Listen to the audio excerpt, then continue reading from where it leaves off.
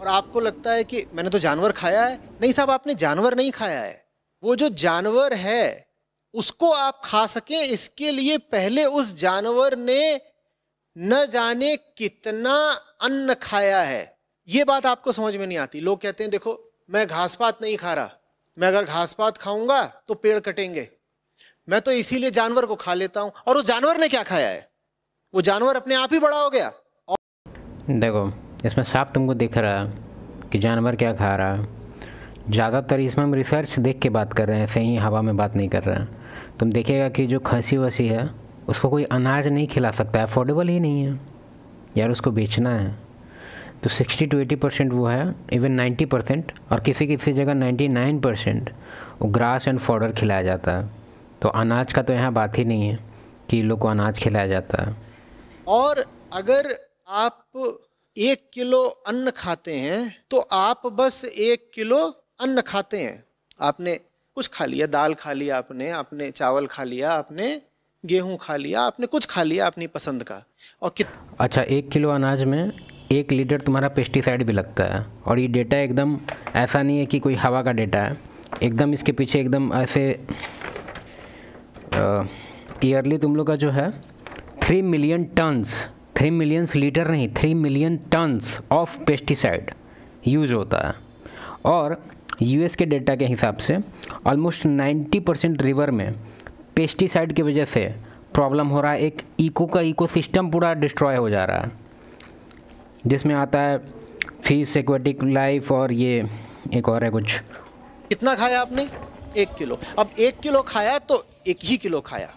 लेकिन अगर आपने 1 किलो मांस खाया तो जानते हो उसके लिए तुमने कितना अन्न खाया?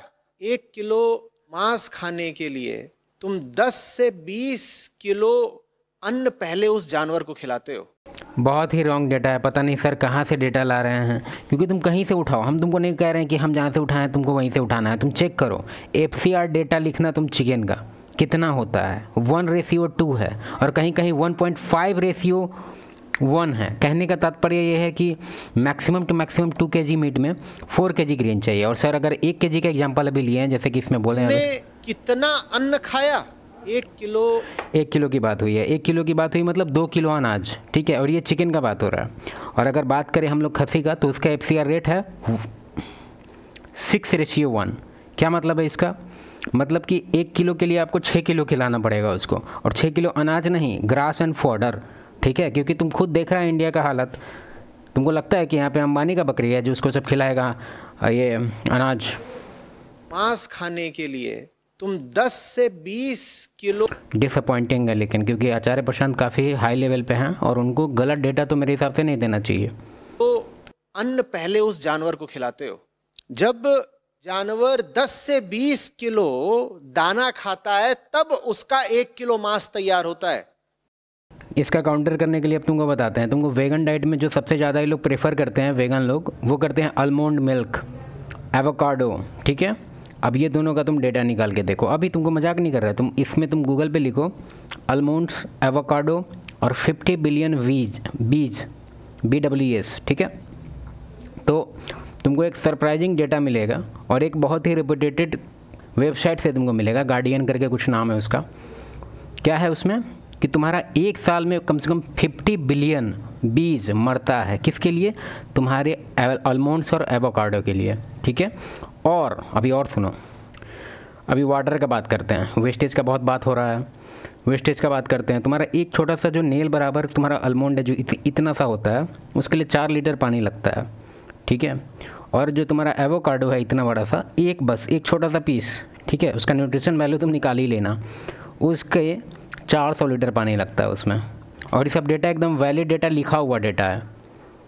बात कुछ समझ में आ रही है? तो जानवर को खाने वाले कृपया ये ना सोचें कि वो पेड़ों को बचा रहे हैं। अगर तुमने, दोहरा रहा हूं, अगर तुमने दाल चावल खाया होता 1 किलो तो 1 ही किलो खाया।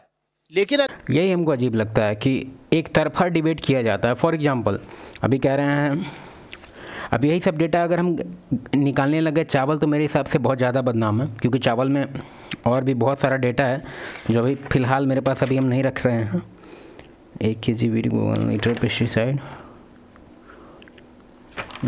अभी अवेलेबल नहीं है मेरे पास डेटा, तुम खुद देख लेना।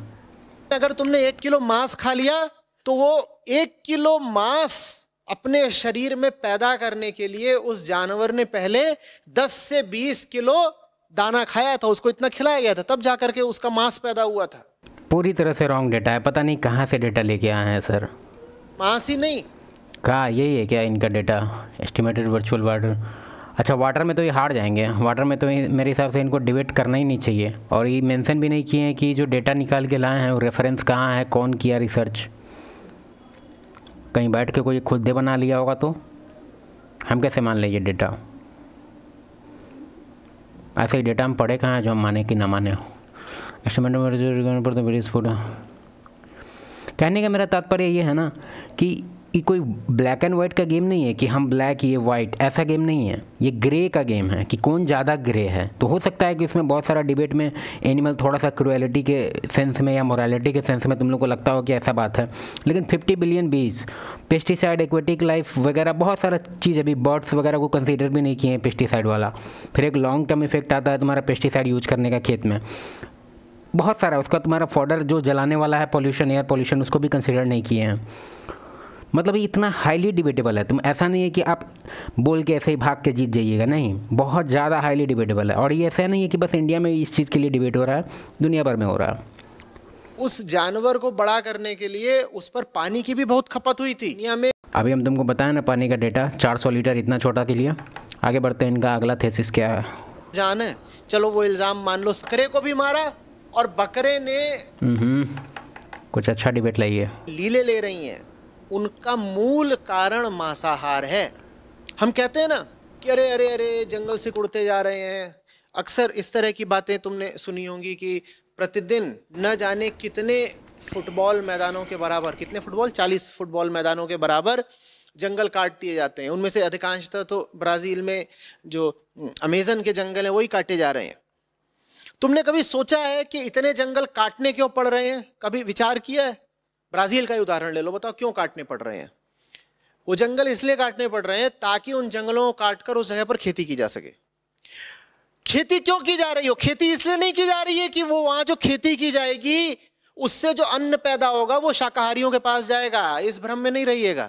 वहां खेती की जाएगी इसलिए ताकि वहां से जो अन्न दाना निकले वो गायों भैंसों को खिलाया जाए और फिर उनको आप काट करके उनका मांस खा सके।